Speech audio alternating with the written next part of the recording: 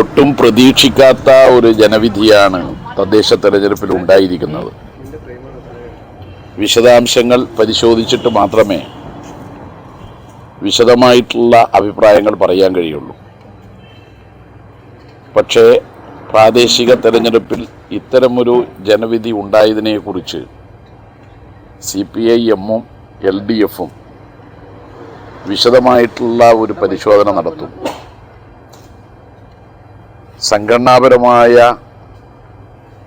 ഒപ്പം തിരുത്തേണ്ടതായ വല്ല കാര്യങ്ങളും ഉണ്ടെങ്കിൽ ജനഹിതം കൂടി മനസ്സിലാക്കിക്കൊണ്ട് ഭാവിയിൽ LDF-ൻ്റെയും CPI-എമ്മിൻ്റെയും പ്രവർത്തനങ്ങളിൽ അത് ഉൾപ്പെടുത്തിക്കൊണ്ടുള്ള പ്രവർത്തനങ്ങൾക്കാണ് രൂപം കൊടുക്കുക. ഇത് പറയുമ്പോഴും ചിലയിടങ്ങളിൽ മറ്റിടങ്ങളിൽ ഉണ്ടായതുപോലെയല്ല ജനവിധി പ്രതിഫലിച്ചിട്ടുള്ളത്. അങ്ങനെയാണെങ്കിൽ പോലും പൊതുവായി പരിശോധിച്ചാൽ പ്രതീക്ഷിക്കാത്ത ഒരു ജനവിധി തന്നെയാണ് ഈ തെരഞ്ഞെടുപ്പിൽ ഉണ്ടായത്. ഇങ്ങനെയൊരു ജനവിധി ഉണ്ടാകുമെന്ന് പലരും കരുതിയിട്ടില്ല.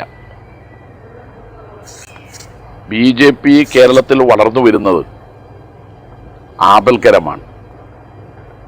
ജനങ്ങളെ ഭിന്നിപ്പിക്കുന്ന രാഷ്ട്രീയമാണ് അവരുടെ കൈമുതൽ. മതരാഷ്ട്രമാണ് അവരുടെ ലക്ഷ്യം. മതരാഷ്ട്രം മതനിരപേക്ഷ സമൂഹം ഉൾക്കൊള്ളുന്ന ഒരു രാജ്യത്ത് പ്രായോഗികമല്ല. അതുകൊണ്ട് തന്നെ BJP ഉയർത്തുന്ന വെല്ലുവിളി ജനങ്ങളിൽ നല്ലതുപോലെ ബോധ്യപ്പെടുത്തിക്കൊണ്ട് BJPക്ക് അനുകൂലമായിട്ടുള്ള നിലപാട് സ്വീകരിച്ച പ്രദേശങ്ങളിൽ BJPയുടെ ആപത്ത്, പ്രത്യേകിച്ച് ജനാധിപത്യവും മതനിരപേക്ഷതയും തകർക്കാൻ പരിശ്രമിച്ചുകൊണ്ടിരിക്കുന്ന അവരുടെ നടപടികളെ തുറന്നുകാട്ടി